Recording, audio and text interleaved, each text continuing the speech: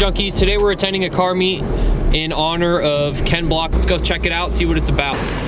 Well, that didn't last very long. I didn't even make it down the road and this thing already tore all the way apart. I'm gonna have to take that down and figure out a way to secure it better next time.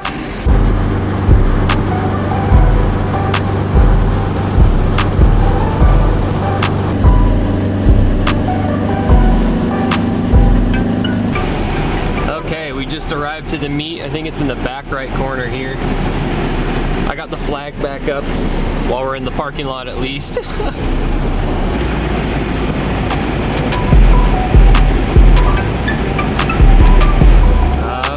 here it is. Seeing a lot of normal things. Oh, here's Joel. I gotta park next to my boy. Thing flew off on the way here. Had to pull over. Oh, that's funny as shit. I like it. Yo, it's Dude, very that looks it's nice though. Very nice. Thank you. Appreciate it. We met up with the boy Joel. We made a grave mistake. We shouldn't be here. I think Joel won the car show actually. Literally. Ah, damn, this thing looks so good. I think I got best fitment here. Got that Tonka truck fitment. What do you say, should we stroll around? So there's about 9 cars here. Most of them are regular traffic. I can't really speak much on that though, because my car's a monster truck. It's sick, dude. Wow. That's pretty neat. I wonder what engine this one's on. I don't know anything about them. It's probably on like its third engine. RB20. Also on its third engine. Long before it happens this year. Freshy water pump, I see. He's on the fence about. It's got the heart-shaped exhaust. Legendary. What about this guy over here? This thing's pretty neat.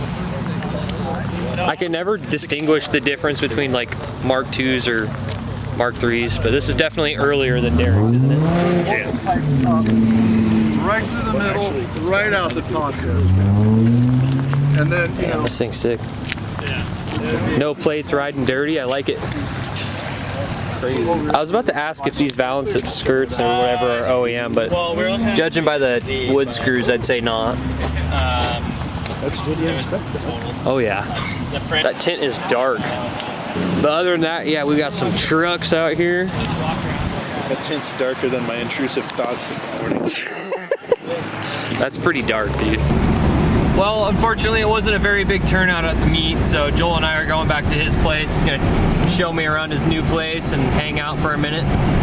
But can we just take a second to just, oh my gosh, dude. That thing is so clean. Thing, look at, it just looks like a spaceship rolling down the road. The fitment's so good. Oh, I can't wait, you guys.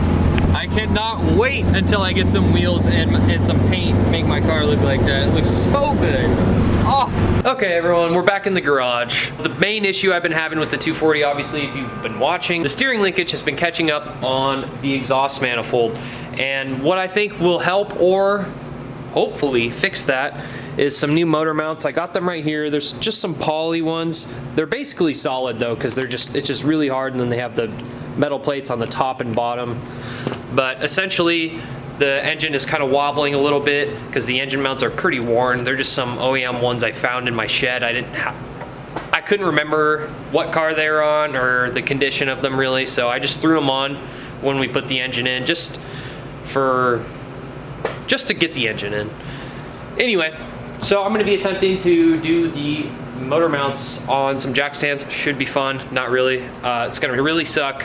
But yeah, let's just get right to it. As you guys could tell, there wasn't a very big turnout yesterday at the car meet, so we didn't end up staying very long. I wanted to do the whole episode specifically on the car meet, but there just wasn't very many cars that were like super impressive or modded. So yeah, we're here working on the shit turd again. We got the bumper off, the car's on jack stands, and this specifically is what the issue is right there. That little bung gets caught up on that steering column just so bad. What I'm hoping to do is to tilt the engine as much as I possibly can with the solid motor mounts, solid-ish motor mounts, and keep this thing from shaking back and forth and hitting that steering column. First thing we need to do is to remove that bolt there, hold it on the bottom, zip it off on the top, and then what else I'll do is probably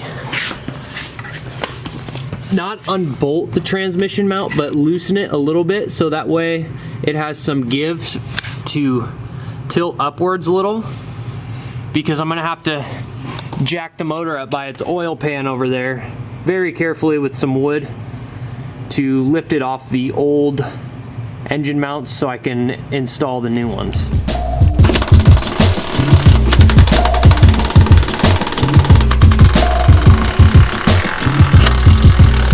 Alright, so we got our trusty 2x4 here so we don't damage the oil pan, and essentially the idea is to just jack it up a little bit so that I can remove those motor mounts.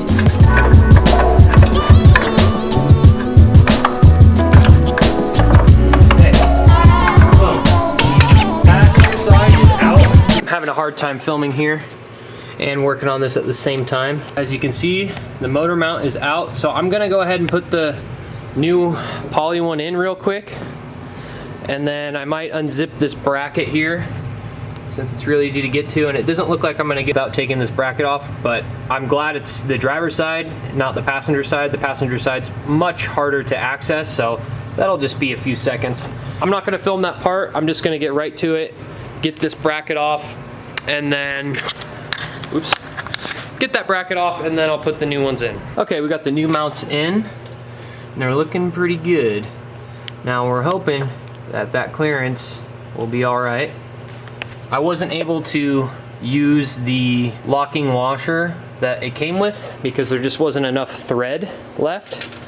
So I went ahead and put Loctite on with another washer, so hopefully that'll be enough to get the job done. I don't recommend it, but it's what I did. I'm gonna turn the steering wheel really quick, and we're gonna watch to see, I don't know how I can get the camera in here, if that hits the exhaust manifold.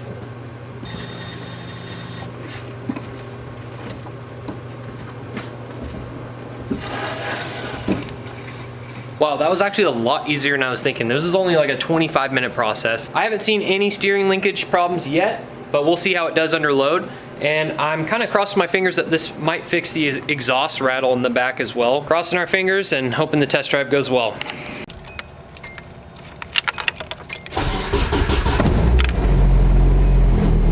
Right away, I'm noticing the exhaust rattle isn't here.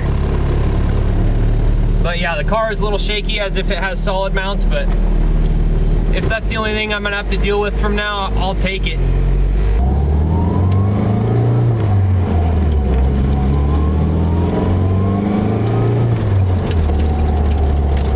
Woohoo! I think we might have solved our problems, ladies and gentlemen. Let's go! One step closer. Well, surprisingly, for once, the test drive went really well. I don't think it's entirely fixed. I kind of felt a little bit of a hang up one time, but it's so much better. So I think what's next, since I have, you could see right here, there's an exhaust leak right out the header. So I think what's next is I'll just take this header off, and then I'll do my best to just kind of hit that in with a hammer, give me a little more clearance. I just don't want something to happen while I'm tandeming, like my steering wheel gets caught and then just cause a huge accident. That will have to be done definitely before I go drifting, but we're making good progress. So hope you guys enjoyed today's video. Thanks for sticking along. Sorry it's not drift content yet, but I'm hoping to attend next drift event, which isn't this week, but next week. So stay tuned, like, comment, sub, and I appreciate you guys. See you in the next one.